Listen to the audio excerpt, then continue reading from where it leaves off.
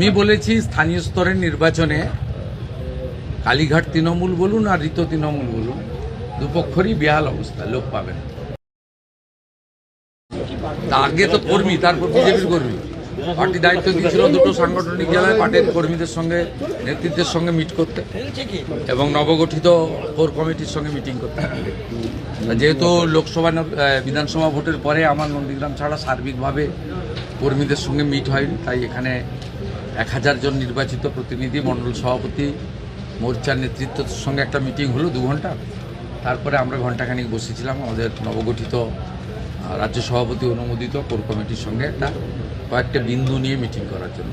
তাতে আমি কিছু বিষয় বলেছি, আর আমাদের প্রদেশ থেকে যিনি এসেছেন সাধারণ সম্পাদক সাংসদ জ্যোতির্ময় সিং মাহাতো দলীয় কিছু নির্দেশিকা সবাইকে নোট করিয়েছেন। বাকি মলয় সিনহা মহোদয় ধন্যবাদ দিয়েছেন। এমএলএরা ছিলেন, এমপি ছিলেন, জেলা জিএসরা ছিলেন, প্রাক্তন সভাপতি এবং বরিষ্ঠ নেতারা ছিলেন।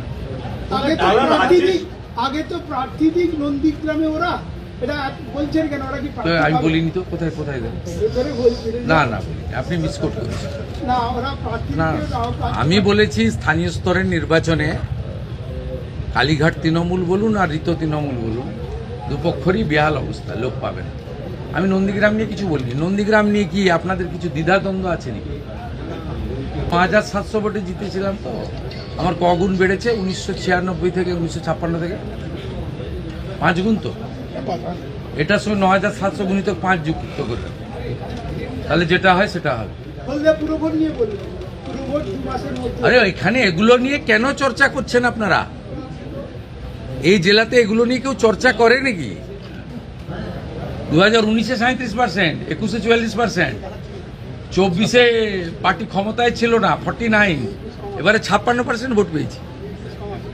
তৃণমূল দাঁড়িয়েছিল দুটো পিলারের উপরে, একটা পুলিশ আর একটা আইপ্যাক। পুলিশ তো নেই, সরকারে না থাকলে পুলিশ থাকে না, আর আইপ্যাক তো ভোটের আগে পাতনি গুছিয়ে পালিয়ে গেছে। 2-4টা নিচের তলায় চ্যাং ব্যাং ছিল, সেগুলো দেখতে পাওয়া যাচ্ছে না। এরপরে কি দ্বিধাদ্বন্দ্ব আছেন কি? 70% ভোট বিজেপি পাবে। তোলাবাজি বন্ধ হয়ে গেছে, সিন্ডিকেট রাজ বন্ধ হয়ে গেছে, রাস্তায় হাত পাতার লোক নেই, রাহাজানি নেই, মিথ্যা মামলা নেই। ওর তো ভালো আছে, আনন্দ আছে, সবকে জেলে ঢুকানো উচিত। এখানকার বিজেপির লোকেরা তো উচ্চ শিক্ষিত, উদার, ক্ষমা ঘৃণা করে দিয়েছে।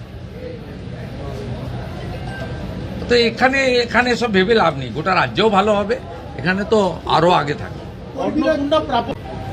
কাউকে চিন্তা করার কোনো কারণ নেই। 500 টাকা লক্ষ্মী ভান্ডার দিতে গিয়ে 9 মাস লাগিয়ে দিয়েছিল। 1,20,00,000 লোককে তো 1.5 মাসে দিয়ে দিয়েছে। বাকি যারা যোগ্য তারা পাবেন, অযোগ্য থাকলে বেরিয়ে যাবেন। ভেরিফিকেশন 30-8 অবধি চলবে।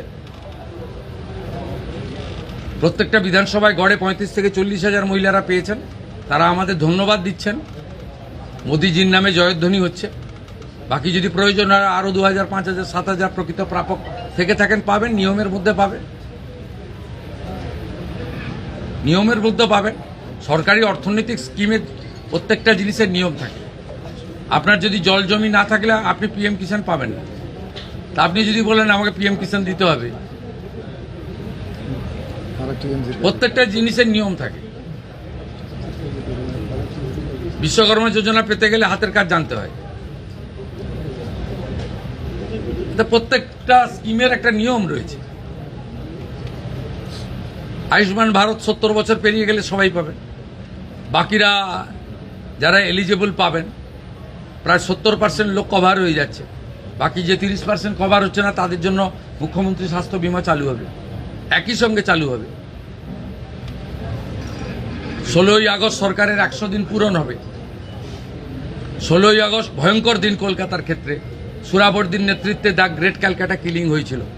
আর সেই দিনটা তৃণমূল কংগ্রেস, আগের সরকার খেলা হবে দিবস পালন করত। আমাদের সরকার সিদ্ধান্ত নিয়েছে ওই দিন আয়ুষ্মান দিবস হিসেবে পালন করা হবে। ওই দিনই জানতে পারবে। অতএব আপনাদের চিন্তা করার কোনো কারণ নেই। প্রায় তো তাড়াহুড়া করছেন, মাত্র 62 দিন বয়স হয়েছে। জাতীয় নিরাপত্তা, বিমানবন্দরের নিরাপত্তা অগ্রাধিকার পাবে। এর বাইরে মুখ্যমন্ত্রী কোনো কথা বলবে না।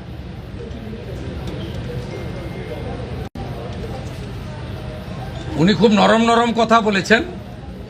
এইটাই সরকার। অন্য সরকার হলে ধমকাতো, যেমন রেজিনগরের লোকটা ধমকাতো, এখন আর ধমকায় না। এই যে আগের সরকার থাকতো ধমকাতো যে আমাদের ভোটে সরকার করেছি, এখন নরম নরম কথা বলছেন। জাতীয় সুরক্ষা এবং বিমানবন্দরের নিরাপত্তা আগে দেখতে হবে। এই বিমানবন্দরের লোকেশন খুব গুরুত্বপূর্ণ নিরাপত্তার ক্ষেত্রে। চীন, বাংলাদেশ সব কাছে, এটা আন্তর্জাতিক বিমানবন্দর। এইখানে এইভাবে খুলে রাখা যায় না। বাকি ঠিক আছে, আমরা তো ধর্ম পালনে কাউকে বাধা দিইনি। ওরা তো বলেছিল যে বিজেপি এলে মুসলমানদের তাড়িয়ে দেবে, নামাজ পড়তে পারবে না। তা বকরি ঈদও করেছেন, পশু হত্যা আইন মেনে করেছেন, অসুবিধা নেই। মহরমেও বেরিয়েছিলেন অস্ত্র বাড়িতে রেখে, কোনো অসুবিধা নেই। ভদ্র থাকবেন, আইন মেনে চলবেন, ডিজে থেকে দূরে থাকবেন, নিজের ধর্ম নিজে পালন করবেন, অন্যর কানে গিয়ে ফুফু করার দরকার নেই।